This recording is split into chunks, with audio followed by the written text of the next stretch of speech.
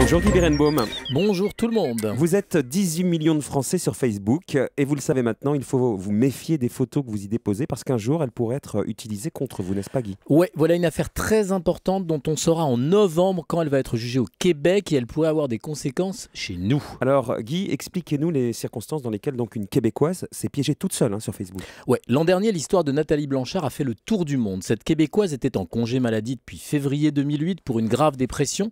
Elle touchait des indemnités de maladie mensuelles de sa compagnie d'assurance et puis subitement les versements ont cessé en octobre 2009. Donc là, elle contacte son assureur et on découvre qu'elle aurait dû se méfier des photos qu'elle a mises elle-même sur Facebook. Oui, l'assureur de Nathalie Blanchard lui répond qu'elle peut sûrement reprendre le travail à en juger par les photos qu'elle a publiées sur sa page Facebook. Alors de quel genre de photos il s'agit?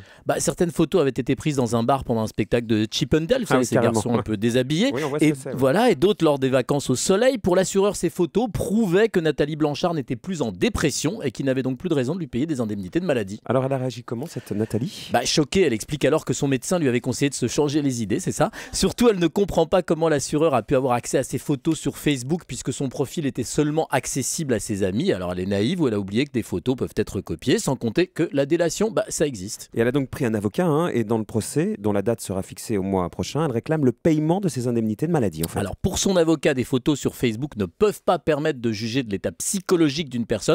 En même temps, à mon avis, c'est quand même mieux d'éviter de balancer sur le net des photos où on fait la fiesta quand on est censé mieux, déprimer en pleurant au fond de son lit. En tout cas, le procès va être passionnant. Il pose la question des limites de la vie privée sur Internet et les réseaux sociaux. Votre assureur, votre patron, les services sociaux peuvent-ils utiliser comme preuve contre vous vos propres photos sur Facebook? C'est l'enjeu du jugement qui aura un écho bien au-delà du Québec. Ouais. D'ici là, méfiez-vous de vos photos et de vos amis Facebook. Ce ne sont pas tous de vrais amis. Très bien. Elle, au fond de son lit, elle pourrait écouter du Céline, Ah la québécoise, plutôt que d'aller dans les bars de Chip 'n Dale. Ça, vous avez raison. Elle déprimerait 3 fois plus. C'est encore pire. Merci Guy Berenbaum.